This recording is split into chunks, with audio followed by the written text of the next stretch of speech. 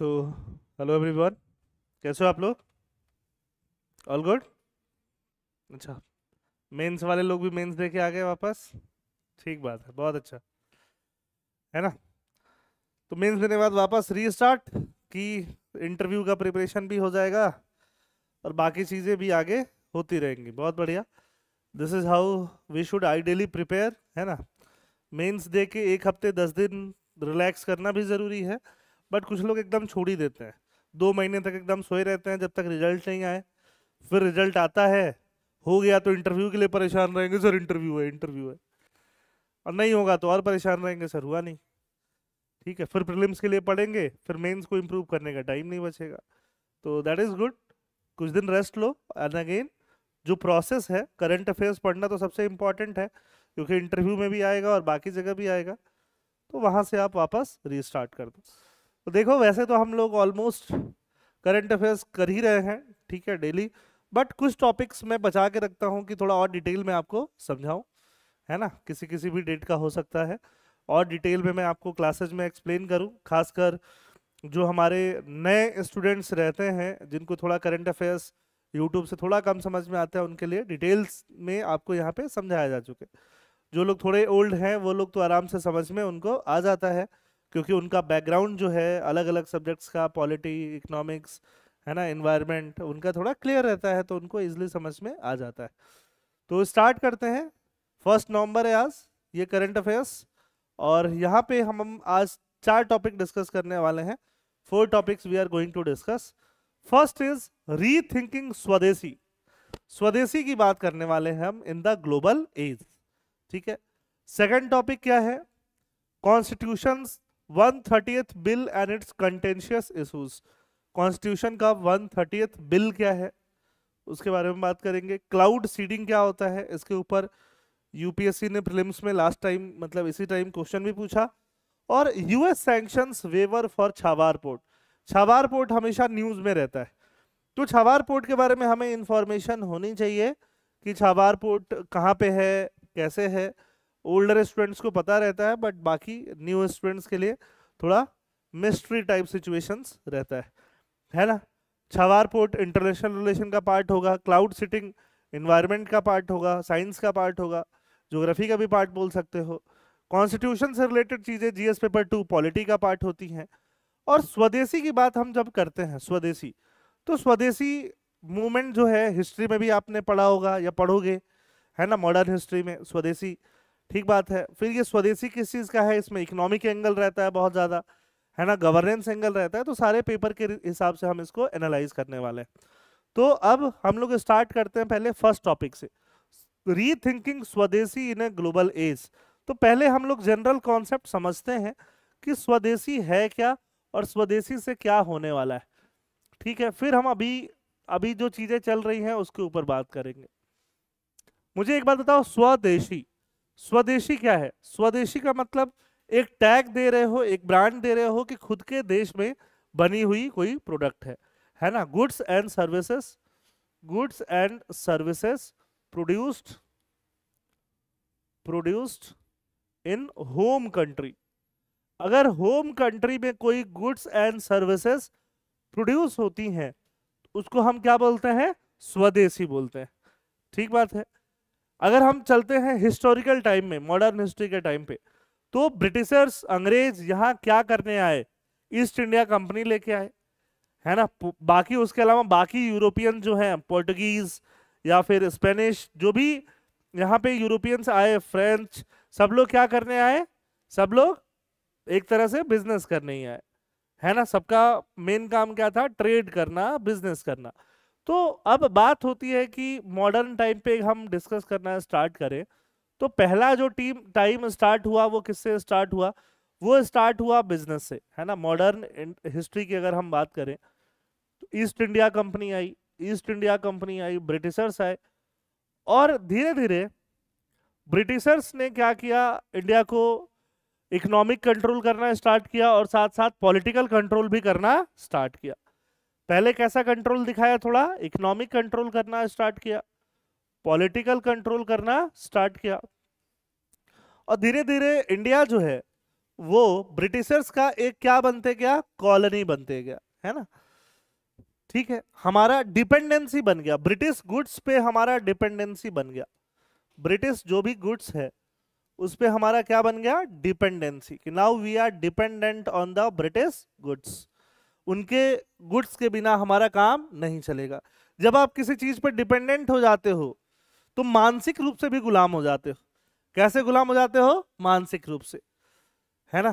For example, दो लोग relation में है और एक पर्सन दूसरे वाले पर डिपेंडेंट है बट दूसरा वाला टॉक्सिक भी है, तो टॉक्सिसिटी झेल के भी वो रह रहा है क्योंकि डिपेंडेंसी है। क्या है, डिपेंडेंसी।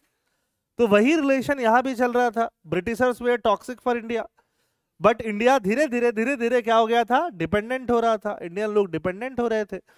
तो स्वदेशी मूवमेंट आया। अब स्वदेशी मूवमेंट का एस्पेक्ट क्या था, जो डिपेंडेंसी है, स्वदेशी मूवमेंट डिपेंडेंसी को खत्म करना है ना, मेंटल डिपेंडेंसी पहले खत्म करना है, डिपेंडेंसी को खत्म करना है कि ब्रिटिश गुड्स पे हमारा क्या नहीं रहे, डिपेंडेंसी नहीं रहे। तो ब्रिटिश जो भी गुड्स थे 1905 1906 के आसपास स्वदेशी मूवमेंट्स स्टार्ट हुए, है ना। ब्रिटिश गुड्स को जलाया गया, ब्रिटिश कपड़ों को जलाया गया, है ना। स्वदेशी को प्रमोट किया गया कि लो लोकल चीजें प्रमोट करो, खादी, बाद में गांधी जी आए तो और ज्यादा उन्होंने किसको प्रमोट किया, खादी को प्रमोट किया, है ना। सिविल डिसओबीडियंस मूवमेंट या नॉन कोऑपरेशन मूवमेंट के बाद से ही गांधी जी किसको प्रमोट करने लगे, स्वदेशी आइटम्स को प्रमोट करने लगे। गांधी जी ने बोला तुमको कोट पैंट की जरूरत ही नहीं है, धोती पहनो ना, मैं भी तो धोती पहन रहा हूँ, ठीक है, मैं तो कोट पैंट पहनता था जब लंदन था, तो अब यहाँ क्या पहन रहा हूँ, धोती, उसी से काम चल रहा है, ठीक है। तो ये एक रेवोल्यूशन लाने की कोशिश की कि पहले आपका मेंटल रेवोल्यूशन होगा, नीड्स कम होगा, डिपेंडेंसी हटेगा, उससे इकोनॉमिक कंट्रोल हम वापस ला पाएंगे, और जैसे हम इकोनॉमिक कंट्रोल ला पाएंगे फिर हम क्या ला पाएंगे, पॉलिटिकल कंट्रोल ला पाएंगे। तो ये था स्वदेशी मूवमेंट। फिर इंडिया आजाद हुआ। आजादी के बाद इंडिया के पास ऑप्शंस था। आजादी के बाद क्या ऑप्शंस था हमारे पास, आजादी के बाद देखो कैपिटलिस्ट एक ग्रुप बना हुआ था। क्या बना हुआ था, कैपिटलिस्ट ग्रुप। और साथ में कौन से ग्रुप बने हुए थे, कम्युनिस्ट ग्रुप, है ना। कम्युनिस्ट ग्रुप जिसमें यूएसएसआर, उसमें रशिया वगैरह कंट्रीज थी। कैपिटलिस्ट ग्रुप का लीडर कौन था, यूएस, बाकी यूरोपियन कंट्रीज थी। तो हम किस ग्रुप के साथ साइडलाइन होना चाहते हैं आजादी के बाद भी, 1947 के बाद भी, क्योंकि सेकेंड वर्ल्ड वॉर के बाद ऐसी सिचुएशन वर्ल्ड में क्रिएट हुई थी, तो हम किसी भी ग्रुप्स के साथ साइड नहीं लिए। हमें लगा कि फिर से डिपेंडेंसी होता जाएगा, हमारा क्या होता जाएगा, डिपेंडेंसी। समझ में आई बात। हमें क्या करना है, हमें कुछ भी इंपोर्ट नहीं करना। इंपोर्ट करने की वजह से ही तो ये हालत हुई थी। हमारे फोर फादर्स ने क्या अपनाया, स्वदेशी अपनाया। स्वदेशी खराब भी है तो भी क्या अपनाएंगे, स्वदेशी अपनाएंगे। तो हम लोग किसमें जुट गए कि हमें इंपोर्ट अभी अगर जो भी करना पड़ रहा है आफ्टर इंडिपेंडेंस भी हम लोग इसमें जुट गए कि हमें अब क्या अपनाना है, इंपोर्ट सब्स्टिट्यूशन अपनाना है। क्या अपनाना है, इंपोर्ट सब्स्टिट्यूशन। समझ में आई बात। जो भी इंपोर्ट कर रहे हैं उसको हटा देना है, लोकल गुड्स को प्रमोट करना है। किसको प्रमोट करना है, लोकल गुड्स एंड सर्विसेज, ठीक है। अब ये होने लग गया, फ्रीडम लोगों के पास कम था, इंपोर्ट्स को सब्स्टिट्यूट किया जाने लगा, इंपोर्ट को कम किया जाने लगा, है ना, कम होते गया। एक्सपोर्ट करने लायक हम कुछ बना ही नहीं पा रहे थे और इंपोर्ट नहीं हो रहा है ना। तो वर्ल्ड की इकोनॉमी जो है, पूरे वर्ल्ड का जो इकोनॉमी है, the whole world's economy is integrated. पूरे वर्ल्ड की जो इकोनॉमी है वो पूरे वर्ल्ड की इकोनॉमी क्या है बताओ, इंटीग्रेटेड इकोनॉमी है। कैसी है, इंटीग्रेटेड। तो अगर हमें थोड़ा बहुत इंपोर्ट करना पड़ रहा है, क्रूड ऑयल तो इंपोर्ट करना ही पड़ेगा, कहां से बना लोगे, कैसे सब्स्टिट्यूट कर लोगे। तो इंपोर्ट तो हमें करना पड़ रहा है कुछ चीजें मजबूरी में, बट हम एक्सपोर्ट करने लायक कुछ बना ही नहीं पा रहे, है ना। और हम बोल रहे हैं कोई बात नहीं, जो भी चीजें हमारे पास अवेलेबल है, गाड़ियां वगैरह या कुछ भी, हम लोकल चीज से ही काम चलाएंगे, भले ही क्वालिटी खराब हो, भले ही कॉस्टली हो। तो धीरे धीरे जो भी लोकल गुड्स बन रही थी, अब लोकल गुड्स, लोकल कंपनियों को डर नहीं था। डर किससे नहीं था, फॉरेन की कंपनी से कोई डर नहीं था। लोकल गुड्स को इंपोर्टेड गुड्स का खतरा नहीं था, इंपोर्टेड गुड्स का कोई खतरा नहीं था, नो डेंजर एट ऑल, कोई खतरा नहीं था। तो कोई खतरा नहीं होगा तो लोकल गुड्स कॉस्टली बन रही थी। कैसे बन रही थी, कॉस्टली। पुअर क्वालिटी के बन रही थी। कैसे बन रही थी? Poor quality. तो जब आपकी कंट्री कॉस्टली गुड्स क्रिएट करेगा और वो भी पुअर क्वालिटी का क्रिएट करेगा, तो आपकी कंट्री का जो जीडीपी होगा, आपकी कंट्री का जो इकोनॉमी होगा, वो सब खराब होता जाएगा कि नहीं होता जाएगा? तो हमारी इकोनॉमी धीरे धीरे क्या होने लगी? खराब होने लगी। समझ में आई बात? 1991 के टाइम पे हमें क्राइसिस फेस हुआ। क्या फेस हुआ? क्राइसिस। और क्राइसिस के टाइम में हमने डिसाइड किया कि इससे तो काम नहीं चल रहा है, इंपोर्ट सब्स्टिट्यूशन से तो फायदा नहीं हुआ, इंडिया को हम क्लोज कर लिए कि कुछ आने नहीं देंगे, तेल वेल जो लाना पड़ रहा है मजबूरी में, ठीक है, उससे फायदा नहीं हुआ, है ना। इसको प्रोटेक्शनिज्म बोला गया। क्या बोला गया? प्रोटेक्शनिज्म। कि आने वाली चीजों को हम लोग क्या बोल रहे हैं, क्या कर रहे हैं? प्रोटेक्ट कर रहे हैं अपनी इंडस्ट्रीज को, बाहर से गुड्स नहीं आएगा, ठीक है। लेकिन अब वही बात है, तुम अपने घर में सोच रहे हो कि बाहर वालों की हेल्प नहीं लोगे, अपने हिसाब से जो करना है करोगे, तुम्हारे आसपास सारा मोहल्ला डेवलप होते गया और तुम वैसे ही रह गए। तो मोहल्ले में बाढ़ आएगी तो तुम ही डूबोगे, भले ही तुम्हें कोई परेशान करने नहीं आए। समझ में आई बात? सबसे वीक और वल्नरेबल कौन रहोगे? तुम रहोगे। तो वही हालत किसकी होती गई? इंडिया की। अब इंडिया अपनी हालत समझा, हमारे जो इकोनॉमिस्ट थे, हमारे जो फाइनेंस मिनिस्टर थे, हमारे जो प्राइम मिनिस्टर थे, उन्होंने ये हालात समझे, ठीक है। और हम लोगों ने रिफॉर्म्स किया। क्या किया? रिफॉर्म्स। अब हमने बोला कि नहीं नहीं, अब हम ग्लोबलाइजेशन करेंगे। क्या करेंगे? ग्लोबलाइजेशन। मतलब फॉरेन से गुड्स आने देंगे। फॉरेन से क्या आने देंगे? बोलो, गुड्स आने देंगे। इंपोर्ट करेंगे, गुड्स एंड सर्विसेज आने देंगे। इंपोर्ट करेंगे, क्या करेंगे? इंपोर्ट, खूब इंपोर्ट करेंगे, कोई दिक्कत नहीं है, ठीक है। अपनी लोकल कंपनीज को भी हम लोग बोलेंगे कि तुम अच्छा क्वालिटी का सामान बनाओ।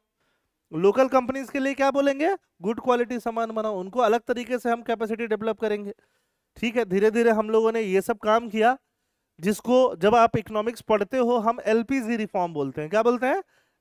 एलपीजी रिफॉर्म होने लग गया।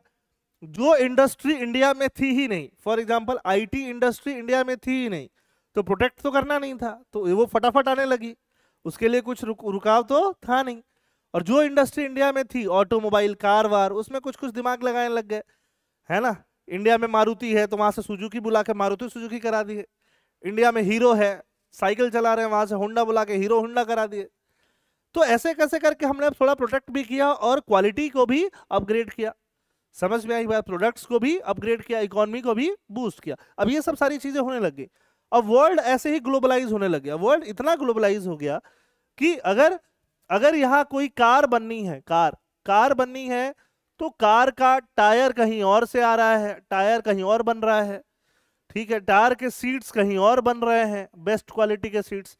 कार का सॉफ्टवेयर कहीं और डेवलप हो रहा है, ठीक है। कार का इंजन कहीं और बन रहा है। समझ में आई बात? है ना। कार की बाकी बॉडी कहीं और बन रही है, और ये सब जगह कहीं और जाके क्या हो जा रहा है? असेंबल हो जा रहा है, ठीक है। ये कोई चाइना से आ रहा है, कोई ताइवान से आ रहा है, कोई साउथ कोरिया से आ रहा है, कोई थाईलैंड से आ रहा है, कोई यूएस से आ रहा है, और कहीं आके इंडिया में असेंबल हो रहा है ना। ऐसे ही वैल्यू सिस्टम जो है, वैल्यू सिस्टम ऐसे ही अपग्रेड होने लग गया। फिर आया कोविड। फिर क्या आया? कोविड। कोविड के टाइम पे सिचुएशन क्या हुई? कोविड के टाइम पे ये जो सिस्टम आ रहा था वो आना बंद हो गया, है ना। कोविड के टाइम पे ये जो सप्लाई आ रही थी, ये जो सप्लाई चेन है ये पूरा सप्लाई चेन जो है, वो सप्लाई चेन डिसरप्ट होने लगा। क्या होने लगा? डिसरप्ट, ठीक है। डिसरप्शन होने लगा। क्या होने लगा? डिसरप्शन, है ना। तो ये पूरा जो सिस्टम है, इस पूरे सिस्टम की वीकनेस दिखाई देने लगी। क्या दिखाई देने लगी? वीकनेस। आई बात समझ में? उसके लिए बड़ी कंपनीज ने क्या बोला? बड़ी कंपनीज ने बोला कि देखो, उनका बहुतों का प्लांट जो है वो ऑलरेडी चाइना में है। चाइना के अलावा वो किसी एक और कंट्री में, चाइना +1 एक और कंट्री में प्लांट डालेंगे। यहां से नहीं आए तो यहां से आए, यहां से नहीं आए तो यहां से आए, सप्लाई चेन थोड़ा मजबूत रहे। हम लोगों ने क्या किया? इंडिया ने क्या किया? हमने बोला कि देखो, अब हम लोग एक पॉलिसी अपनाएंगे जिसको हम बोलेंगे आत्मनिर्भर भारत। क्या अपनाएंगे?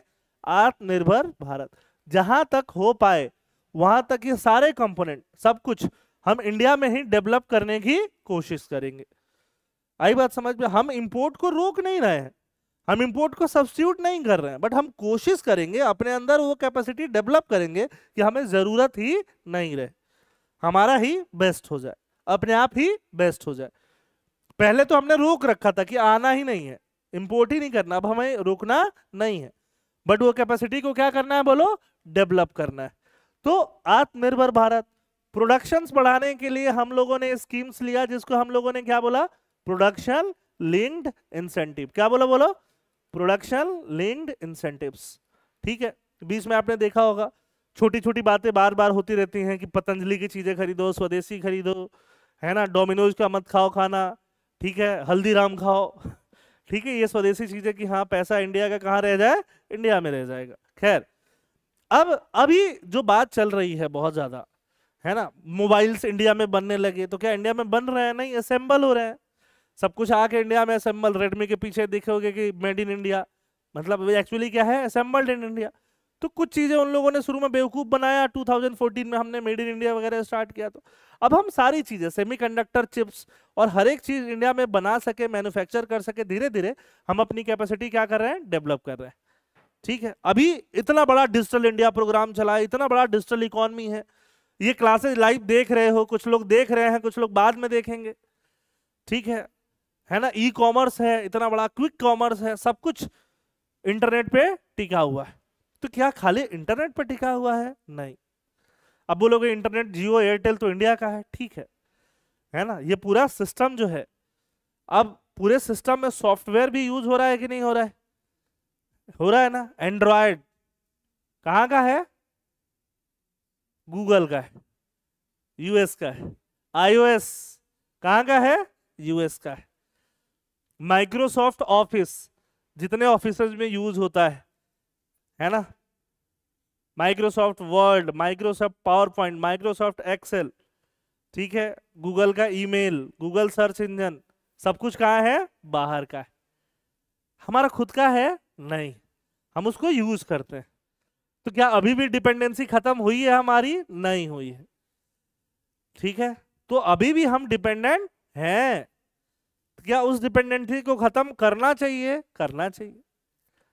हमने बोला कि हम अपना प्लेटफॉर्म बना लेंगे, है ना, ट्विटर का अल्टरनेटिव कुछ कू करके ले आए, कुछ हुआ नहीं, ठीक है, कुछ कुछ कर रहे हैं, कुछ कुछ हो नहीं रहा।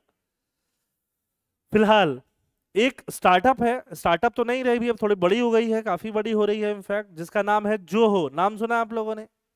रिसेंटली हमारे जो रेलवे मिनिस्टर हैं वो मिनिस्टर ऑफ आईटी भी हैं, है ना, और बाकी मिनिस्टर्स ने बोला है कि अब हम स्वदेशी यूज करेंगे, जोहो यूज करेंगे। क्या यूज करेंगे? जोहो। जोहो कंपनी की चीजें यूज करेंगे, जोहो का ईमेल यूज करेंगे, जोहो का पूरा ऑफिस सेटअप यूज करेंगे। ऑफिस सेटअप मतलब चेयर कुर्सी नहीं है, ऑफिस सेटअप मतलब इसका वर्ड डॉक्यूमेंट, इसका एक्सेल, समझ में आई? एक्सेल की इक्विवेलेंट जो भी चीजें हो, इसका पावर पॉइंट। अभी जो मैंने पीपीटी बनाया है, ये कौन सा पीपीटी है? माइक्रोसॉफ्ट पावर पॉइंट है ना। इसका ऑल्टरनेटिव क्या होगा हमारे पास? गूगल स्लाइड्स है। तो माइक्रोसॉफ्ट भी यूएस का, गूगल भी यूएस की। अब तीसरा ऑल्टरनेटिव किसका होगा? जोहो का। मैं भी कोशिश करके देखूंगा, जोहो सही लगा तो जोहो में स्विच हो जाऊंगा, बट जोहो के कंपेटेबल इसको भी होना पड़ेगा, जोहो कंपेटेबल मेल को भी होना पड़ेगा, कंपेटेबिलिटी आनी पड़ेगी। आई बात समझ में, है ना। और सिर्फ एक ही है जोहो, इंडिया में भी कंपटीशन होना चाहिए, समझ में आई बात? ठीक है, क्योंकि जोहो, अब हम अगर फॉरेन चीजें, फॉरेन टेक्नोलॉजी यूज करते हैं तो हम वल्नरेबल हैं, है ना, हम डिपेंडेंट है। अगर रिलेशनशिप टॉक्सिक भी है तो हमें मेंटेन रखना पड़ेगा, ठीक बात है। तो अभी जो बात हो रही है स्वदेशी की, ग्लोबल एज में स्वदेशी, अगर हम बोल रहे हैं चैट जीपीटी, चैट जीपीटी किसका है? यूएस का। अगर हम बोल रहे हैं ग्रोक, ग्रोक किसका है? यूएस का। अगर हम बोल रहे हैं जेमिनाई एआई, किसका है? यूएस का। अगर हम बोल रहे हैं डीप सिक, किसका है? चाइना का। हमारा क्या है? कुछ नहीं। हमने बाद में एक आईआईटी मद्रास के युवक ने डेवलप किया परप्लेक्सिटी एआई। क्या डेवलप किया? परप्लेक्सिटी एआई, ठीक है। भारत जन करके इंडिया डेवलप कर रहा है, बट ठीक है, ये एक चीज हुआ, एआई के डायमेंशन हुआ, है ना, एलएलएम एआई के डायमेंशन हुआ, बट हम लोग बाकी चीजें कर पा रहे हैं कि क्या नहीं कर पा रहे हैं। तो जब तक हमें ये नहीं है कि कल से बंद कर देना है कि नहीं माइक्रोसॉफ्ट बंद कर दो, ऐसा फोर्सफुली नहीं किया जाएगा। जो हो प्रमोट हो रहा है और बाकी कंपनीज को इनोवेट करने के लिए बोला जा रहा है कि भाई तुम भी क्या करो, इनोवेट करो। समझ में आई बात है ना? जो भी एप्स हैं किस पे होस्टेज है? एंड्रॉयड पे। आप ऐप बना रहे हो ना, ऐप तो इंडिया में बन रहा है, बट होस्ट किस पे हो रहा है? एंड्रॉयड पे। क्या हमें होस्ट करने के लिए कोई और प्लेटफॉर्म मिला? नहीं मिला। जो भी आपके मोबाइल चल रहे हैं या तो एंड्रॉयड है या तो आईओएस है या तो विंडोज है, तीनों कहाँ की है? उधर की ही है। चाइना ने अपने लिए सब्स्टिट्यूट डेवलप कर लिया, हमारे पास नहीं है सब्स्टिट्यूट। कुछ समझ में आ रही बात है? ठीक है, तो अभी का जो ग्लोबल एज है वो ऐसे स्वदेशी की बात करता है। तो इन एन एवरेज मैंने ये पूरा टॉपिक आपको समझा दिया, बट फिर भी स्लाइड्स आपको दिखा देता हूँ। नए वर्ड्स को आप जरूर लिखा करो, है ना? नए वर्ड्स लिखते रहोगे मेंस के टाइम में, it will be very helpful. खाली चरखा काटने से तो होगा नहीं, बट स्वदेशी the idea it's economics. Economics जो है ये आइडिया में है। अमित शाह भी जोहो मेल पे स्विच हो गए हैं, मेरे पास भी जोहो का ईमेल आईडी है prashant@smartisfoundation.com। ठीक है, वो जोहो पे ही खुलता है। Zoho desk, Zoho sales, Zoho mail. अब ये जोहो का प्रचार नहीं कर रहा हूं मैं, ठीक है, स्वदेशी है। Zoho bookings, Zoho show time, Zoho work drive, Zoho survey, Zoho sites, Zoho forms, Zoho books. जो आपको माइक्रोसॉफ्ट ऑफिस के पैकेज में मिलता है वो सारी चीजें, है ना? जो आप जी मीट, गूगल मीट वगैरह कर पाते हो, वो सारी चीजें आपको यहाँ से होने लग जाएंगी। समझ में आ रही बात? ठीक है। हिस्ट्री में दादा भाई नेहरू जी थे, उन्होंने ड्रेन ऑफ वेल्थ थ्योरी दिया कि ब्रिटिश हमारा पैसा लूट के ले जा रहे हैं। तो वही काम तो गूगल भी कर रहा है, वही काम तो माइक्रोसॉफ्ट भी कर रहा है। समझ में आई बात? वही काम तो अमेजन भी कर रहा है। तो अपना बना लो, तुम्हारा पैसा लेके कोई जा नहीं पाए। उपाय क्या है ना? बाद में एमजी राणा, महात्मा गांधी, सबने वैसी ही बातें की। ये सारी चीजें आप हिस्ट्री में पढ़ते हो, ठीक है? राज सर आपको डिटेल में पढ़ाते हैं, है ना? ठीक है, इसीलिए जब एक बार सिर्फ हिस्ट्री पढ़े, इकोनॉमिक्स नहीं पढ़े तो समझ में आया, वो अंदर तक घुस नहीं पाए। अब इकोनॉमिक्स पढ़े, हिस्ट्री नहीं पढ़े तो समझ में आया, घुस नहीं पाए। दोनों पढ़े तो इसलिए रिवीजन लगता है। रिवीजन के बाद तुमको अलग चीज चमकती, वाओ वाओ फीलिंग आता है। आई बात समझ में? ठीक है, इकोनॉमिक्स में हिस्टोरिकल एंगल है, हिस्ट्री में इकोनॉमिक एंगल है। तो सब पढ़ोगे तभी तो काम होगा। Bal Gangadhar Tilak popularised boycott for foreign goods, है ना? 1905 में स्वदेशी मूवमेंट वगैरह, ये सब पुरानी बातें हो गई। ठीक है, आज़ादी के बाद हम लोगों ने बताया ही इकोनॉमिक वो इंपोर्ट सब्स्टिट्यूशन को अपनाया। किसको अपनाया? Import substitution. किसको अपनाया? प्रोटेक्शनिज्म। किसको? Dominant public sector. Public sector मतलब public sector unit, ONGC, Oil India, ये सब हम लोग बनाने लगे। ठीक है, हमारा कॉम्पिटिटिवनेस खराब था, क्वालिटी खराब था, इनएफिशिएंसी था, ये सब प्रॉब्लम हुआ। फिर हमने लिबरलाइज किया, हाइपर ग्लोबलाइजेशन किया, है ना? कोविड-19 के टाइम पे हमें रियलाइज हुआ शायद ग्लोबलाइजेशन तो कर रहे हैं लेकिन वो वल्नरेबल है ना? वल्नरेबल है। फिर हमने 2014 से ही मेक इन इंडिया, आत्मनिर्भर Bharat, startup India, digital India, है ना? फॉर एग्जाम्पल अभी इंडिया के लिए जो बेस्ट चीज है जो बाकी कंट्रीज में नहीं है वो सीख रहे हैं इंडिया से, वो क्या है? यूपीआई। समझ में आई बात? जिसमें हम लीडर हैं और बाकी कंट्रीज में नहीं है। ठीक बात है, वो हमारा एक तरह से, हम उसमें वर्ल्ड लीडर है। तो वैसी चीजें हमें करनी चाहिए। टेक्नोलॉजी इनोवेशन के लिए डिजिटल इंडिया स्टैक, स्टैक मतलब जहाँ सारी चीजें स्टोर्ड रहे, स्टैक। ठीक है, India AI mission, Semicon semiconductor के लिए क्वांटम मिशन, ये सब मिशन पे काम चल रहा है। अब ये सब मेंस में लिखने के इनिशिएटिव काम आता है कि ये इनिशिएटिव हमने ले चुके हैं, 2014, 15, 16 से लेते हुए आ रहे हैं और ये अभी भी ले रहे हैं। डिजिटल इंडिया स्टैक, जहाँ इंटीग्रेशन आधार का, यूपीआई का, डिजी लॉकर का। कई बार आप कुछ अकाउंट खोलो तो आपका डिजी लॉकर आधार उधर मिला के खटाखट ले वो के खत्म कर लेता है। वो आपको टेंशन ज़्यादा नहीं देता है, बशर्ते उसी मोबाइल में वही फ़ोन नंबर बैंक से लिंक होना चाहिए, वही फ़ोन नंबर आधार से लिंक होना चाहिए, उसी फ़ोन नंबर का आपका पास डिजी लॉकर होना चाहिए, डिजिटल लॉकर जिसमें आपके डॉक्यूमेंट्स सेव्ड हैं। समझ में आई बात? तो ये क्या है? Digital India stack. ऐसे करके हम काम कर रहे हैं, है ना? अब वे फॉरवर्ड क्या है? स्वदेशी को हमें प्रमोट करना है, प्रैग्मेटिक कैपेसिटी को बिल्ड करना है, रिसर्च को बढ़ाना है, इंफ्रास्ट्रक्चर, एजुकेशन, सनराइज सेक्टर को थोड़ा सा प्रोटेक्शनिज्म देना चाहिए, सेमीकंडक्टर्स वगैरह को। ठीक है, और डिजिटल सॉवरेनिटी के ऊपर काम करना है। किसके ऊपर? डिजिटल सॉवरन कब रहेंगे? जब सारी चीजें हमारे पास होम ग्रोन रहे, हमें किसी और पर डिपेंडेंट नहीं होना पड़े। समझ में आई बात? ओवरऑल आइडिया समझ में आया? स्वदेशी का मतलब हिस्ट्री से लेके अभी तक कनेक्ट हो गया पूरा? ठीक है, सेकंड टॉपिक पे आते हैं, constitution 130th bill and its contentious issues. Contentious मतलब विवादित, जो विवादपूर्ण है। प्रॉब्लम क्या है यहाँ? Briefly tell about 31 atlas. 31 atlas के बारे में जान के क्या करोगे बताओ, है ना? तो अब हम यहाँ पे आते हैं 130th बिल। अब देखो बिल क्या होता है, हमारे पास कॉन्स्टिट्यूशन बना हुआ है। कॉन्स्टिट्यूशन क्या है? एक बुक है, लॉ है, रूल है। रूल भी तो टाइम टू टाइम चेंज होने चाहिए, रूल भी तो स्टैग्नेंट नहीं होने चाहिए। रूल में क्या होना होता है? चेंज, अमेंड, है ना? तो अमेंड होने के लिए जो प्रस्ताव लेके आओगे, ठीक है, कि अमेंड ये कर देते हैं, तो कर देते हैं, जरूरी तो नहीं है हर बार एक्सेप्ट हो जाए। एक्सेप्ट हो जाए तो चेंज हो जाएगा, और एक्सेप्ट नहीं हो तो रिजेक्ट हो जाएगा। तो 130th टाइम प्रस्ताव गया है, बिल गया है कि कॉन्स्टिट्यूशन में थोड़ा क्या करना है? चेंज करना है। ठीक है, किस पार्ट को चेंज करना है? तो वो पार्ट है आपका क्रिमिनलाइजेशन से रिलेटेड। किससे रिलेटेड? क्रिमिनलाइजेशन। क्रिमिनलाइजेशन मतलब समझते हो आप? फॉर एग्जाम्पल इलेक्शंस के टाइम पे हम यही बात करते हैं कि देखो ये जो हमारा एमपी का कैंडिडेट है ये बहुत बड़ा क्रिमिनल है, इसके नाम पे इतने केसेस हैं, इतने मर्डर्स हैं, इतना फिरौती है, ये एमएलए का कैंडिडेट है, इसका इतना ये है, यही बातें करते हैं ना। That is criminalisation of politics. Politics में पूरा क्रिमिनलाइजेशन घुसा हुआ है। हम चाहते हैं कि हमारा पॉलिटिक्स जो है क्रिमिनलाइजेशन से फ्री हो। तो गवर्नमेंट उसके लिए एक बिल लेके आ रही है, और बिल कॉन्स्टिट्यूशन में प्रोविजन रह के आएगा कि जो भी मंत्री रहेंगे, मंत्री महोदय, सीएम, पीएम भी इनफैक्ट, अगर उनपे कोई केस आया अचानक से और कोर्ट ने उनको रिमांड पे भेजा कि 15 डेज 30 डेज आप कहाँ जाओ? रिमांड पे, पुलिस के रिमांड में जाओ। ठीक है, तो जैसे ही 31st डे होगा, कौन सा डे? 31st डे, वैसे ही उनका सीएम पीएम का जो पोस्ट होगा या मिनिस्टर का पोस्ट होगा वो ऑटोमेटिक कैंसिल हो जाएगा। समझ में आई बात? 31st डे होने के साथ ही, बशर्ते जो भी केस में वो पड़े हैं वो केस में 5 साल या उससे ऊपर की सजा वाला केस होना चाहिए। मान लो कोई केस छोटा मोटा है गाली गलौज का जिसमें 2 साल की सजा होती है, तो उसमें उनका पीएम सीएम वाला चेयर नहीं जाएगा। बट जहां वैसे केसेज होंगे में जहां पे पनिशमेंट 5 साल या उससे ज्यादा का मिलता है ना, वहां पे जैसे ही 30 दिन से ऊपर वो जेल में रहे, रिमांड में रहे, उनका पीएम सीएम वाला पोस्ट चला जाएगा। अब बड़ा बेसिक है, ध्यान से सुनना, मैं एग्जांपल से आपको समझाता हूँ। ठीक है, श्री अरविंद केजरीवाल दिल्ली के चीफ मिनिस्टर थे, है ना? अब दिल्ली के चीफ मिनिस्टर थे और उनपे ये आरोप लगा कि आपने शराब में घोटाला किया है। किस में घोटाला किया है? शराब में।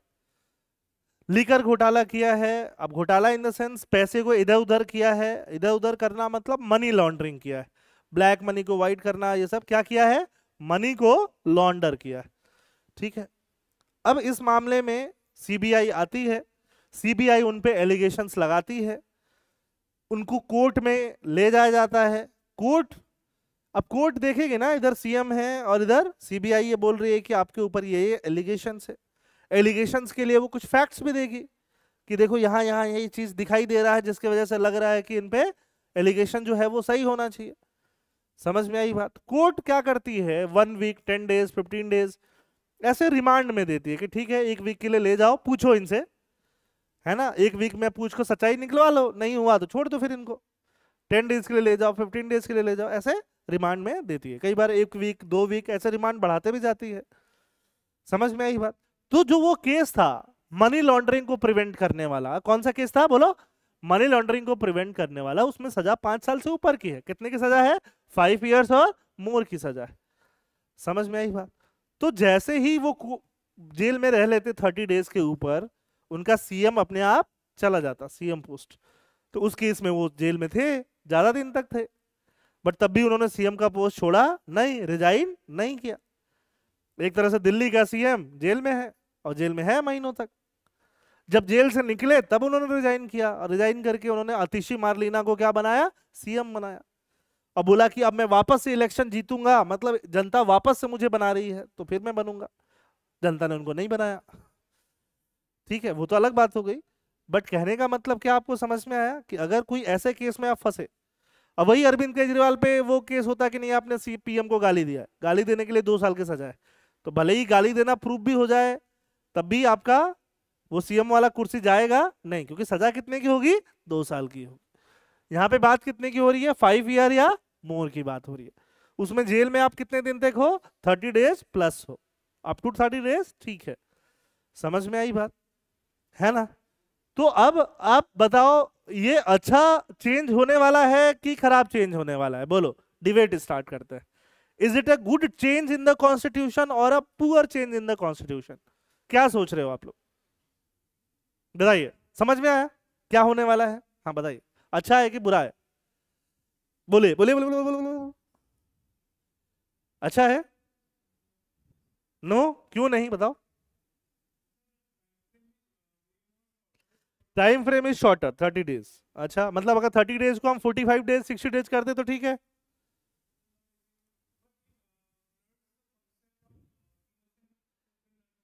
It blurs the concept of innocent until proven guilty.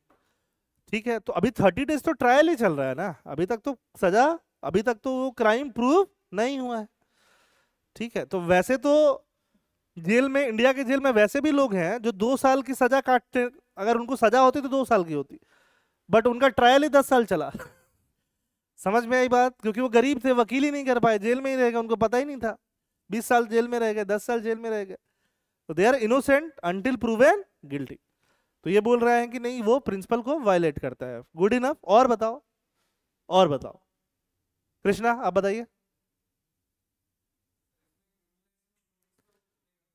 Criminalisation of politics घटेगा ऑब्वियसली, गुड।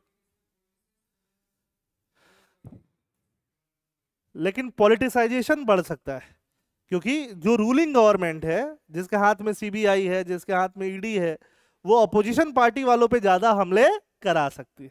करा सकती है कि नहीं करा सकती है?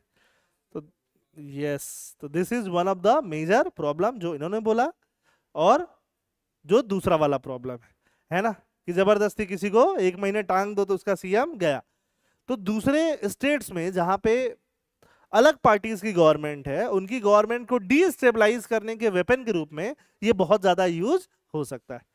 समझ में आई बात? तो this is the most contentious provision. समझ में आई बात? ठीक बात है, ठीक है। तो इसी के बारे में अगर हम बात करते हैं, अब ये कॉन्स्टिट्यूशनल अमेंडमेंट बिल जो है, ये आर्टिकल 75 जो कॉन्स्टिट्यूशन में है, आर्टिकल 164, 75 जो है वो आपका काउंसिल ऑफ मिनिस्टर्स होते हैं ना, मतलब पीएम के और बाकी मिनिस्टर्स, उनके बारे में बात करता है, और ये स्टेट्स के मिनिस्टर्स के बारे में बात करता है। वैसे ही 239A ऑफ द कॉन्स्टिट्यूशन, ठीक है, इन सब कॉन्स्टिट्यूशन के जो आर्टिकल्स हैं उनके प्रोविजंस के बारे में बात करता है कि कोई भी मिनिस्टर हो, प्राइम मिनिस्टर हो, सीएम हो, मिनिस्टर ऑफ दिल्ली हो, है ना, दिल्ली के लिए 239AA है, अगर वो अरेस्ट होते हैं और 30 कंजिक्यूटिव डेज, लगातार दिन होना चाहिए, है ना, बीच में 2 दिन छूट गया तो छूट गया, फिर वापस से काउंटिंग शुरू होगा, 30 कंजिक्यूटिव डेज के लिए अगर वो जेल में है, जिस जेल की सजा, जिस क्राइम की सजा 5 ईयर और ज्यादा, ठीक है। The bill is aimed at curving criminalisation in politics and ensuring कौन सा मोरालिटी, कॉन्स्टिट्यूशनल मोरालिटी, ठीक है। फिर आया ये मीन्स में, but it's reliance on the power of arrest has made it highly contentious. But ये क्या है, विवादित है। क्या है बोलो, विवादित, ठीक है। 30 डेज ठीक बात है ना, और ये हटाएगा कौन? प्रेसिडेंट का एडवाइस होगा, किसका? प्रेसिडेंट वगैरह साइन करेंगे या गवर्नर वगैरह, तो ये काम होगा, ठीक है। कॉन्स्टिट्यूशन कैसे अमेंड होता है ये एक अलग बात है। कॉन्स्टिट्यूशन अमेंड होने के लिए, है ना, जब इस तरह से जो अभी हम डिस्कस कर रहे हैं ऐसा वाला कॉन्स्टिट्यूशन अमेंड होता है, तो दोनों हाउसेज में आपको क्या चाहिए? दोनों हाउसेज में आपको स्पेशल मेजॉरिटी चाहिए होता है। ये आप पॉलिटी में पढ़ते हो, कहाँ पढ़ते हो? पॉलिटी में, ठीक है। अभी ये अलग अलग टॉपिक ही है, इसको हम छोड़ देते हैं, कैसे कॉन्स्टिट्यूशन अमेंड होता है। जब भी आपकी पॉलिटी की क्लासेस होती हैं, ये डिटेल में आपको पढ़ाया जाता है।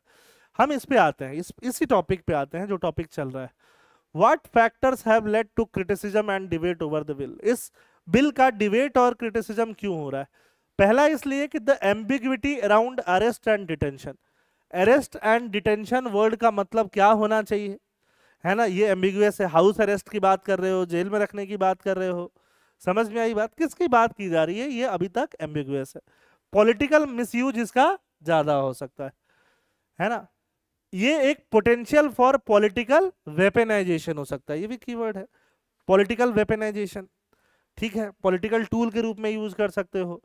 Bell and judicial custody, 30 day का कस्टडी रूल है, 30 डे।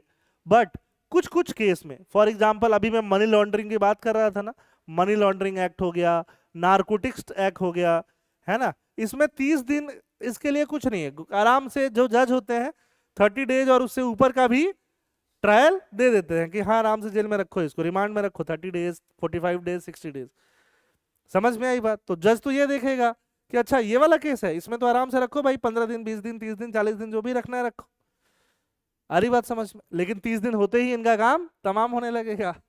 ठीक है, तो ये कंट्रोवर्शियल चीज है। अगर मान लो इन सब केस में भी मैक्सिमम यही होता कि 30 दिन से ज्यादा नहीं रखना चाहिए, तब बात ये होता कि भाई ये सब केस में भी कोई बच जाएगा। समझ में आई बात? फिर आया केस रिवर्स बर्डन इन स्पेशल स्टेटस। ये जो केसेस हैं खासकर मनी लॉन्ड्रिंग वगैरह, इसमें जो इंसान होता है ना, उसी पे जो खुद अक्यूज्ड है उसी पे पूरा बर्डन है कि आप प्रूव करो कि आप गिल्टी नहीं हो, आप प्रूव करो कि आप इनोसेंट हो। बाकी केसेस में क्या होता है, केसेस में होना क्या चाहिए, पुलिस प्रूव करेगी कि नहीं तुम चोर हो। यहाँ पे प्रूफ, यहाँ पे जो बर्डन ऑफ प्रूफ है वो आपके ऊपर है। आपको प्रूफ करना है कि नहीं नहीं आप इनोसेंट हो। आप जेल में हो और प्रूफ भी करोगे कि आप इनोसेंट हो। मतलब आपके पास पैसा होना चाहिए, मतलब आपके पास अच्छे वकील होने चाहिए, है ना? ठीक है, एडवोकेट माधव मिश्रा जैसा नहीं, ठीक है, तो जाके आप प्रूफ कर भी पाओगे, अदरवाइज प्रूफ नहीं हो पाएगा। तो यहाँ कुछ केसेस में काम उल्टा ही है, रिवर्स बर्डन है। Prevention of money laundering act में या नारकोटिक्स वाले एक्ट में या यूएपी है, ये सब एक्ट आप पढ़ोगे धीरे धीरे। ठीक है, कॉन्स्टिट्यूशनल एंड एथिकल डायमेंशन क्या है? कॉन्स्टिट्यूशन का आर्टिकल्स चेंज करना होगा। आर्टिकल 75 जो पार्लियामेंट, जो कि आपके सेंट्रल कैबिनेट के लिए होता है, और 164 जो कि स्टेट्स के लिए होता है ना? Prime minister and chief minister head a collectively responsible council. Automatic disqualification without legislative और जुडिशियल रिव्यू में डाइल्यूट एग्जीक्यूटिव इंडिपेंडेंस। अगर ऑटोमेटिक डिस्क्वालिफिकेशन हो जाता है ना, तो रेलेवेंस क्या होगा? मिनिस्टर जो आपका एग्जीक्यूटिव है या जुडिशरी है उसका रेलेवेंस क्या हो रहा है? कम हो रहा है, डाइल्यूट हो रहा है ना? Right to life and liberty जो है निगेट हो रहा है, आर्टिकल 21। सेपरेशन ऑफ पावर भी क्या हो रहा है? वायलेट हो रहा है। और कॉन्स्टिट्यूशनल मोरालिटी, नेचुरल जस्टिस जो है वो वायलेट हो रहा है। ठीक है, तो यही सब डायमेंशन है, legal dimension, political misuse, ethical dimension, administrative dimension. Administrative dimension कई बार 1 महीने से ज्यादा ही लग सकता है। और फेडरल डायमेंशन, सेंट्रल गवर्नमेंट जहां जहां उसकी पार्टी का गवर्नमेंट नहीं होगा वहां उसको बदलने की कोशिश कर सकती है, तो इसको क्या बोलोगे आप? Federal dimension. क्या बोलोगे? बोलो। सेंटर स्टेट रिलेशन की जहां बात होती है उसको क्या बोलते हैं? Federal dimension. तो ये मेरे पॉइंट ऑफ व्यू से ये जो अमेंडमेंट होने वाला है, जितना पॉजिटिव लेके आ रहा है उससे ज्यादा तो नेगेटिव लेके आ रहा है। किसकी तरह? नेगेटिव वाला जो पॉइंट्स हैं वो ज्यादा हैवी हैं रादर देन पॉजिटिव पॉइंट्स। ठीक है, एक ऐसा चीज गवर्नमेंट और लेके आया था जिसको सुप्रीम कोर्ट बाद में खारिज कर दिया, बताओ। इलेक्टोरल बॉन्ड्स 2017 में क्या लेके आया था गवर्नमेंट? Electoral bonds. उसका भी सेम हिसाब था, पॉजिटिव्स कम था और नेगेटिव्स ज्यादा था। ठीक बात है ना? तो सुप्रीम कोर्ट ने उसको हटा दिया। तो वैसा ही ये भी दिख रहा है, ये वैसे तो पास होगा नहीं, हो भी जाता है तो भी इस पे सुप्रीम कोर्ट कुछ ना कुछ करेगा। खैर आगे चलते हैं, थर्ड टॉपिक पे आते हैं जिसको हम बोलते हैं, अच्छा वे फॉरवर्ड क्या होना चाहिए? जुडिशियल ओवरसाइट, जुडिशरी ओवरसाइट रखे, है ना? सीरियस ऑफेंसेस को डिफाइन करो, खाली लिख दो सीरियस ऑफेंस, उससे काम नहीं होगा। Implement due process protections. Due process मतलब जो भी प्रोसेस है उसको प्रोटेक्शन देना जरूरी है ना? री enforce independence of investigative agencies. जो इन्वेस्टिगेटिव एजेंसीज हैं उनका इंडिपेंडेंस, सीबीआई का, ईडी का। जैसे लोग बोलते हैं ना, अरे सीबीआई ईडी तो सेंट्रल गवर्नमेंट ने छोड़ दिया है, तो मतलब लोग मानते ही नहीं है कि इंडिपेंडेंट है, लोग मानते हैं कि प्यादा है, तो उससे फायदा है क्या? नहीं है। ठीक है, एंड प्रमोट इलेक्टोरल रिफॉर्म। बाकी तरह से इलेक्टोरल रिफॉर्म प्रमोट करो। डिस्क्वालिफिकेशन अपॉन कन्विक्शन, हाँ कन्विक्ट हो जाने पर डिस्क्वालीफाई कर दो। समझ में आई बात क्या है? इस पर प्रूफ हो चुका है। फास्ट ट्रैक कोर्ट्स लेके आओ। क्या लेके आओ? फास्ट ट्रैक कोर्ट्स, है ना? अभी मोदी जी आए बिहार में, बोल रहे थे कि देखो राहुल गांधी और तेजस्वी पे बहुत सारे केसेस चल रहे हैं, तो चल क्यों रहे हैं, खत्म क्यों नहीं हो रहे? या तो पॉजिटिवली खत्म हो या तो नेगेटिवली खत्म हो। पॉजिटिवली खत्म हो कि नहीं सारे चार्जेस खराब गलत हैं, या नेगेटिवली खत्म हो कि चार्जेस सही है जेल में जाए। चल क्यों रहे हैं इतने सालों से? समझ में आई बात? तो उसके लिए, उनके लिए, खासकर बड़े बड़े लीडर्स के लिए क्या होना चाहिए? फास्ट ट्रैक कोर्ट होना चाहिए। सीएम पीएम मिनिस्टर्स की जब बात ही हम कर रहे हैं, है ना, वैसे तो एमपी एमएलए के लिए भी होना चाहिए, जो कि प्रोविजन भी है, सुप्रीम कोर्ट ने खुद ही बोला है। बट नहीं हो पा रहा है तुमसे, तो कम से कम मिनिस्टर्स के लिए तो करो। उनका नंबर तो और लिमिटेड हो जाएगा ना, उनके लिए तो और फास्ट ट्रैक कोर्ट करो। ठीक बात है, हर वीक उनको बुलाओ कि हर वीक एक एक हियरिंग देते जाओ, 4-5 हियरिंग निपटा दो 1-2 महीने में, खत्म करो। समझ में आई बात? क्लाउड सीडिंग, क्लाउड को सीड करना, क्या करना? सीड। सीड करके बारिश कराना, क्या कराना? बारिश। तो अब बारिश कैसे होता है? बारिश होने के लिए क्या क्या फैक्टर्स रिस्पॉन्सिबल हैं? बारिश होने के लिए क्या होना चाहिए बेटा, बोलो? क्लाउड्स होने चाहिए कि नहीं होने चाहिए? क्या होने चाहिए? क्लाउड्स होने चाहिए। क्लाउड्स होगा तभी तो होगा ना टिप टिप बरसा पानी। ठीक है, तो पानी बरसने के लिए क्या होना चाहिए? क्लाउड। अब क्लाउड, क्लाउड होना चाहिए, क्लाउड फॉर्मेशन होना चाहिए। क्लाउड फॉर्मेशन अगर होगा तो cloud formation will lead to rainfall. Rainfall, और इससे भी अच्छा टर्म है प्रेसिपिटेशन। क्या अच्छा टर्म है? क्योंकि हो सकता है श्रीनगर में बारिश नहीं हो, क्या गिर जाए? बर्फ गिर जाए। तो क्या अच्छा टर्म है? प्रेसिपिटेशन। क्लाउड फॉर्मेशन जरूरी है। अब क्लाउड, क्लाउड क्या है? पानी है, बादल है, वाटर है। अब अभी जो एटमॉस्फेयर है, एटमॉस्फेयर में, एटमॉस्फेयर में, एटमॉस्फेयर में क्या होता है? एटमॉस्फेयर में वाटर वेपर होता है। क्या होता है बोलो? Water vapour. वाटर का स्ट्रीम होता है, जिसको आप बोलते हो ह्यूमिडिटी। क्या बोल देते हो? ह्यूमिड। वाटर वेपर ज्यादा होगा तो ह्यूमिडिटी ज्यादा है, वाटर वेपर कम है तो ह्यूमिडिटी कम है। ठीक है, अब अगर वाटर वेपर अगर ज्यादा है तो यही वाटर वेपर धीरे धीरे कंडेंस होगा। क्या होगा? कंडेंस। और कंडेंस होके क्या बनेगा? बादल बनेगा। ठीक बात है, तो बादल मतलब क्लाउड फॉर्मेशन का जो कॉन्सेप्ट है वो क्लियर कॉन्सेप्ट है। कैसा कॉन्सेप्ट है? क्लियर। कि वाटर जो है, जो आपका एयर है, वो वाटर से सैचुरेटेड होना चाहिए। वाटर वेपर से क्या होना चाहिए? सैचुरेटेड, है ना। तुम भी भूमि कब करते हो? ज्यादा खा लोगे, सैचुरेट हो जाओगे। सैचुरेटेड होना चाहिए, सैचुरेट हो गया। अब सैचुरेट होने के बाद वो कंडेंस होगा, कंडेंस होके क्या बनेगा? क्लाउड बनेगा। कंडेंस होने में एक चीज की और जरूरत होती है। कंडेंस होने में अगर कोई डस्ट पार्टिकल्स वगैरह हो, क्या हो? डस्ट पार्टिकल्स, या कोई वैसे पार्टिकल्स हो इन्वायरमेंट में, तो कंडेंस होना उनके लिए इजी हो जाता है। क्या हो जाता है? इजी। ये वाटर है, वाटर वेपर घूम रहा है, अब उसको डस्ट दिख गया एक, वहां जाके वो टिक जाएगा। टिक जाएगा तो वहां क्या हो जाएगा? कंडेंस हो जाएगा। Like this only. समझ में आई बात? उसको कोई भी स्पेस मिलेगा तो वहां पे जाके टिक जाता है ना। फॉर एग्जांपल आप सर्दियों के टाइम में नहीं देखते हो कि जो भी आपके बिल्कुल सर्दियों में गाड़ियों के जो कांच होते हैं उस पर पूरा आपको पानी पानी दिखेगा, या सरफेस पे जो घास होती है उस पर आपको पानी पानी दिखेगा। दिखेगा कि नहीं दिखेगा? क्या हो गया है? कंडेंस हो गया। तो जैसे ही उसको सरफेस मिलेगा वो कंडेंस हो जाएगा। अगर थोड़ा सा वाटर वेपर कम भी है तो भी वो क्या होने लगेगा? कंडेंस। जरूरत से कम भी है तो भी क्या हो जाएगा? कंडेंस। ठीक बात है। अदरवाइज मान लो ये सब नहीं हो, डस्ट पार्टिकल वगैरह, तो फिर क्या होगा? बहुत ज्यादा सैचुरेशन होना पड़ेगा तो जाके क्या होगा? वो कंडेंस होगा। समझ में आई बात? ठीक है, तो क्लाउड सीडिंग का मतलब क्या है? क्लाउड सीडिंग, सीड कर रहे हैं मतलब हम डस्ट पार्टिकल्स दे रहे हैं उनको। क्या दे रहे हैं बोलो? डस्ट पार्टिकल्स, छोटे पार्टिकल्स दे रहे हैं, स्मॉल पार्टिकल्स दे रहे हैं, स्मॉल न्यूक्लियाई दे रहे हैं, स्मॉल न्यूक्लियाई दे रहे हैं, जहां पे वाटर वेपर आके सेटल होना शुरू करेगा। और वो सेटल होगा तो क्लाउड का फॉर्मेशन होगा। किसका फॉर्मेशन होगा? Cloud. And we all know जब क्लाउड का फॉर्मेशन होगा, क्लाउड से क्या होगा? प्रेसिपिटेशन होगा। ठीक है, तो दो चीज हो गया, एक क्लाउड फॉर्मेशन और दूसरा प्रेसिपिटेशन।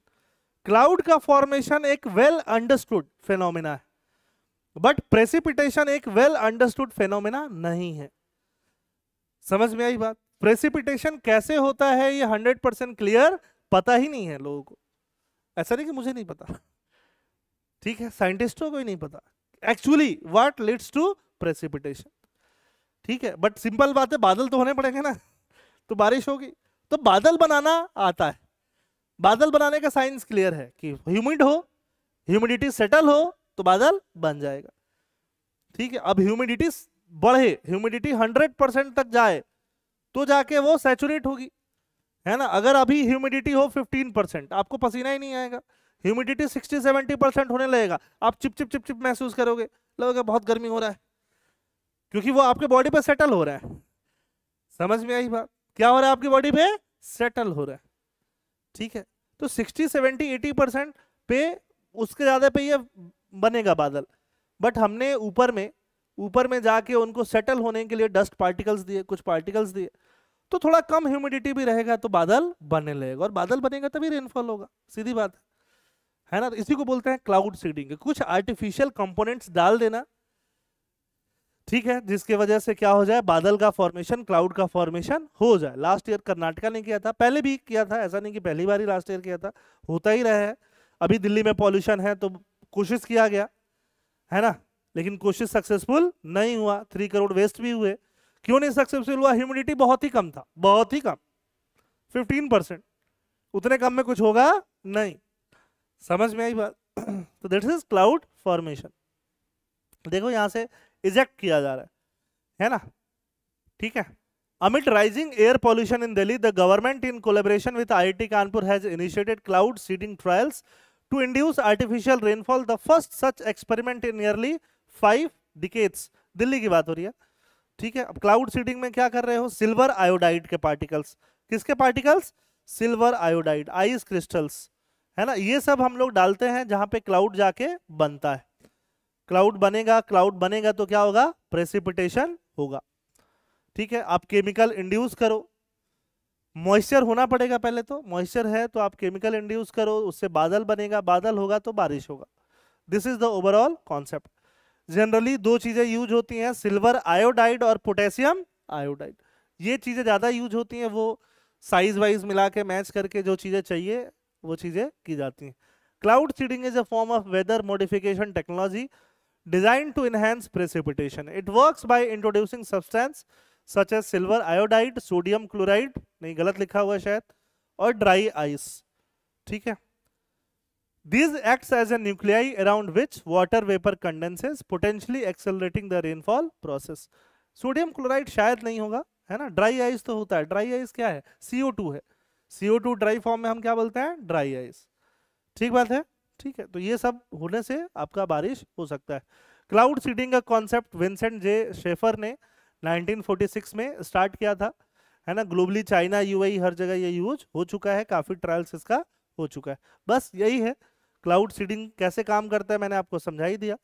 सिल्वर आयोडाइड सबसे ज्यादा इसके लिए यूज होता है, ठीक है। बाकी एक और कंपोनेंट है, I have to check, newspaper में तो था but I have to check, ठीक है। इस बार क्या हुआ? ह्यूमिडिटी लेवल कितना था? बहुत कम था, तो ह्यूमिडिटी लेवल कम था, इससे रेनफॉल वगैरह हो नहीं पाया, है ना। Cloud seeding fails to open up heavens, cloud seeding काम कर नहीं पाई है। पूरा दिल्ली में अभी जो हो रहा था उसके हिसाब से दिखाया जा रहा है, ठीक है। What are the challenges? Scientific uncertainty, 100% foolproof नहीं है। इन्वायरमेंटल कंसर्न्स भी रहेगा, है ना, जबरदस्ती बारिश करा रहे हो भाई, ठीक है। सिल्वर आयोडाइड डाल रहे हो, सॉल्ट्स डाल रहे हो, इकोनॉमिक कॉस्ट, पैसा भी लगेगा, पैसा लगा ना अभी 3 करोड़ से ज्यादा। लीगल एथिकल इशू भी है ना। आप वैसे बारिश कराने की कोशिश कर रहे हो, पाकिस्तान में हो गया, वो बोलेंगे भाई हमारे यहाँ तो बाढ़ आई हुई तो तुम बारिश करा रहे हो, ठीक है। और short term impact, temporary relief तो दे देगा बट कोई परमानेंट सॉल्यूशन तो नहीं। What measure should substitute cloud seeding? Sector specific emission reduction, है ना, सेक्टर स्पेसिफिक। ट्रांसपोर्ट सेक्टर में एमिशन को रिड्यूस करो, है ना, क्योंकि बारिश क्यों करा रहे हैं? पॉल्यूशन रोकने के लिए। स्टबल बर्निंग जो होता है, खेतों को काटने के बाद जो बच जाता है उसको जो जलाया जाता है पंजाब, उसी की वजह से मेजर पॉल्यूशन होता है दिल्ली में। दिल्ली का मेजर पॉल्यूशन का वजह ही वही है, फर्स्ट नंबर 1 पे। समझ में आई बात? तो 2 पे है ट्रांसपोर्टेशन। ट्रांसपोर्टेशन कहाँ नहीं है? ट्रांसपोर्टेशन बेंगलोर में नहीं है ना। वहां पॉल्यूशन की बात करते हैं हम लोग? नहीं करते हैं, है ना। वहां तो ट्रैफिक जाम ही रहता है, ठीक है ना। वहां पे तो लोग एयरपोर्ट छोड़ के आते हैं अपने दोस्त को कि एयरपोर्ट से वो जा रहा है दुबई, वो दुबई पहले पहुंचता है, वो एयरपोर्ट से घर बाद में आता है। तो वैसे होता है उधर। तब भी मेजर कंपोनेंट स्टबल बर्निंग है। और ऑब्वियसली लोकेशन और ज्योग्राफी ऑफ दिल्ली, दिल्ली ऐसे चारों तरफ से बेचारा घिर जाता है और सारा क्लाउड आके डस्ट आके उधर ऊपर में सस्पेंड हो जाता है, और उस समय हवाएं बहती नहीं है, दिल्ली ऐसे पड़ा रहता है। ठीक है, अभी आज के न्यूज़पेपर में भी था कि 10 साल, 10-12 साल, 12 साल का लाइफ एक्सपेक्टेंसी खराब होगा अगर दिल्ली में अभी रुके हुए हो तो। पैसा है, निकल जाओ 1-2 महीने के लिए तो। ठीक है, वो मैं देखता ही आ रहा हूँ, 10 साल से मैं देख रहा हूँ, 10 साल पहले भी वही था, तो आई कैन सी दैट। 10 साल तो नहीं, 9 साल पहले ऑलमोस्ट। ठीक है, 2016-17 से आई एम सीइंग कि इतना प्रॉब्लम वहाँ दिल्ली में चल ही रहा है। ठीक है, sector specific emission, clean energy को ट्रांजिशन करो, हो ही रहा है, ईवी वीवी है ना, मेट्रो वेट्रो लाया जा रहा है, आसपास रिंग रोड बना है कि दिल्ली में ट्रक्स नहीं आएंगे, आसपास से निकल जाएंगे, वो सब काम हुआ है। अर्बन फॉरेस्ट लगाओ, पब्लिक अवेयरनेस, बिहेवियरल चेंज, कितना बिहेवियर चेंज कर लोगे। ठीक है, साइंटिफिक इंटीग्रेशन करो। दिल्ली में क्या क्या काम किया गया है, नेशनल क्लीन एयर प्रोग्राम पूरे इंडिया के लिए लिया गया था। ग्रेडेड रेस्पॉन्स एक्शन प्लान, ये दिल्ली के लिए है कि जैसे जैसे पॉल्यूशन बढ़ेगा वैसे वैसे रेस्पॉन्स बढ़ाएंगे। वो लोग स्मॉग टावर्स लगाते हैं, स्मॉग टावर्स में पानी ऐसे फेंक के स्मॉग को खत्म करने की कोशिश करते हैं दिल्ली में। Commission for air quality management बना है। क्लीन फ्यूल को बार बार BS6 नॉर्म्स दिल्ली में बहुत पहले से चल रहा है। ज़्यादा पुराने CNG बसेज वहाँ बहुत पहले से चल रही हैं, CNG ऑटो वहाँ बहुत पहले से चल रहा है। कहाँ पे? दिल्ली में। सब कुछ तो करके देख ही लिया गया। ठीक है, develop a national framework for weather modification. हमारे यहाँ क्या है ना, हमारे यहाँ कॉन्स्टिट्यूशन से ऊपर क्या है, पब्लिक सेंटिमेंट। दिवाली एक ही बार आती है, पब्लिक सेंटिमेंट है ना, और भी बहुत चीजों में पब्लिक सेंटिमेंट, जहां पे सब लोग क्या पड़ जाते हैं, लूज। चाहे जुडिशरी भी क्या पड़ जाती है, लूज। समझ में आई बात? Public sentiment dominates over everything. That is not good, that is not good for any nation. Integrate cloud seeding with climate adaptation. ठीक है, ये सब सारा काम करो, फिर जाके काम होगा। Last topic, US sanctions waiver for Chabahar. Chabahar एक पोर्ट है जो ईरान में पड़ता है। कहाँ पड़ता है? ईरान में। पोर्ट है शिपिंग का, है ना। ईरान और यूएस बहुत अच्छे दोस्त हैं, आपको पता है ना? नहीं है, बिल्कुल कट्टर दुश्मन है ईरान और यूएस। तो यूएस बोलता है जो मेरे दोस्त दुश्मनों से दोस्ती करेगा वो मेरा भी दुश्मन। तो ईरान से दोस्ती करने वाला यूएस का दुश्मन। तो ईरान से तो हमारी दोस्ती है। छवार पोर्ट हम बना रहे हैं, डेवलप कर रहे हैं, पैसे लगा रहे हैं, हम अपना एक्सपोर्ट बढ़ा पाए, उधर की कंट्रीज में अप्रोच बढ़ा पाए। यूएस बोल रहा है मत करो, हम तुम पे सैक्शन लगा देंगे। ठीक है, ईरान से दोस्ती मत रखो, ईरान के पोर्ट को डेवलप मत करो। हमने बोला है कि मजबूरी है, हमारा फायदा है, हमें करना है। यूएस ने बोला सैंक्शन लगा देंगे। अभी यूएस ने बोला कि चलो 6 महीने के लिए रिलीफ दे देते हैं, 6 महीने बाद सैंक्शन लगाएंगे, 6 महीने में कुछ बातचीत करके सॉल्यूशन निकालते हैं। तो बस कहानी तो यही है। बट आप छावार पोर्ट देखो, ये रहा मुंबई या फिर इंडिया किसी भी पार्ट से आप कहाँ जा सकते हो, छावार पोर्ट जा सकते हो। छावार पोर्ट जाओगे, ये देखो अफगानिस्तान लैंड लॉक्ड है। ठीक है, पाकिस्तान के ऊपर क्या है, अफगानिस्तान। तो छावार पोर्ट जाके ही रास्ता है अफगानिस्तान जाने का, पाकिस्तान जो जाने नहीं देगा। ठीक बात है, इधर से रास्ता है अफगानिस्तान जाने का, इधर से रास्ता है तुर्कमेनिस्तान जाने का, ऊपर है कजाकिस्तान, इधर से रास्ता है पूरा सेंट्रल एशिया जाने का। समझ में आई बात? तो जो पूरा सेंट्रल एशिया का रास्ता है वो कहाँ से होके जा रहा है, ईरान से होके जा रहा है। तो वी नीड दैट छवार पोर्ट, अगर हमें कुछ भी एक्सपोर्ट करना है या कुछ भी इंपोर्ट करना है। ठीक है, इधर बहुत सारा यूरेनियम है, बहुत टूरिज्म है, बहुत कुछ है, उधर से हमें इंपोर्ट करना है और उधर को एक्सपोर्ट करना है। आ रही बात समझ में? कंट्रीज से हमें रिलेशन अच्छे रखना है, तो वी नीड दैट छवार पोर्ट। तेल वेल मंगाना है। छवार पोर्ट पे जो टर्मिनल है उसका नाम है शहीद बेहस्ती। ये भी नाम पता होना चाहिए प्रीलिम्स के लिए। टर्मिनल का नाम क्या है बताओ? शहीद बेहस्ती टर्मिनल। 2018 से ऑपरेट हो रहा है, वहां पे काफी हम लोग कार्गो वार्गो भेज चुके। ईरान देखो, बलूचिस्तान जो है वो पाकिस्तान में भी आता है और ईरान में भी आता है। जैसे पंजाब जो है इंडिया में भी आता है और पाकिस्तान में भी आता है। समझ में आई बात? तो वैसे ही बलूचिस्तान वाला रीजन जो है ईरान का, उसको क्या बोलते हैं, सिस्तान बलूचिस्तान। उसी एरिया में क्या पड़ता है, छवार पोर्ट पड़ता है। बस और कुछ खास बात छवार पोर्ट की है नहीं। आपको पूरा एक्सेस देता है अफगानिस्तान का, सेंट्रल एशिया का। चाइना ने पाकिस्तान में यहाँ ग्वादर पोर्ट बनाया है। क्या बनाया है? तो हम उसके बगल में हमारा क्या है, छवार पोर्ट, तो कम से कम हम उसको बैलेंस तो कर रहे हैं ना। वहां पे वो लाके कोई शिप विप खड़ा करेगा तो हम कहाँ पे करेंगे, छवार पोर्ट पे करेंगे। यहाँ पे ओमान में एक दुकम पोर्ट है, हमने वहां भी बनाया हुआ है। समझ में आई बात। तो हमें दुश्मनों से लड़ने के लिए भी ये पोर्ट्स चाहिए। समझ में आई बात। इन दोनों का बीच का डिस्टेंस 88 किलोमीटर है, even less than Guwahati and Naugaon. समझ में आई बात। तो फिर स्ट्रेटेजिकली इंपॉर्टेंट हो जाता है। कैसे इंपॉर्टेंट हो जाता है, और बाकी हम खाना पानी भेजते रहते हैं, जहां भी अर्थक्वेक वगैरह आता है उसके लिए इंपॉर्टेंट है। समझ में आ गई बात, है ना। किसको अच्छा नहीं लगेगा, ट्रम्प साहब को। अब नहीं लगे क्या करेंगे। ठीक है, थोड़ा सा वेवर मिला है, आगे देखते हैं क्या होगा। ठीक है, बस और कुछ खास बात है नहीं, है ना। यूएस से लॉन्ग टर्म एग्जामिशन की डिमांड करना, यही हमारा वे फॉरवर्ड है ना। 20-25 साल का तो टाइम दे रहे बाबा, नहीं और कुछ तो काम है नहीं। चलो फिर एक क्वेश्चन है, आप आराम से कर सकते हो। ठीक है, दादा भाई नेहरू जी, ये हिस्ट्री का क्वेश्चन है, ऊपर वाले पीपीटी में नहीं भी मिल सकता है, आराम से करना घर पे। तो आज के यही करंट अफेयर्स हैं। ठीक है, समझ में आ गए चारों टॉपिक। मुश्किल टॉपिक नहीं है, आसान टॉपिक ही है, बट इंपॉर्टेंट टॉपिक है। ठीक है, फिर कुछ डाउट वाउट है तो आप बताइए।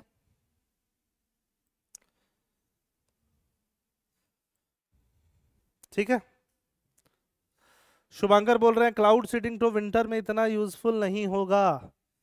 नहीं, विंटर से ज़्यादा मतलब किससे है, ह्यूमिडिटी से है। ठीक है, विंटर में और मान लो तुम क्लाउड सीड कर रहे हो, हवाएं उसको ले जाए, है ना, तो खैर हवाएं बहती तो जरूरत भी नहीं पड़ता। ठीक बात है। ठीक है, चलिए फिर, थैंक यू एवरीवन। कब मिलते हैं, अगले वीक। तब तक के लिए जय हिंद।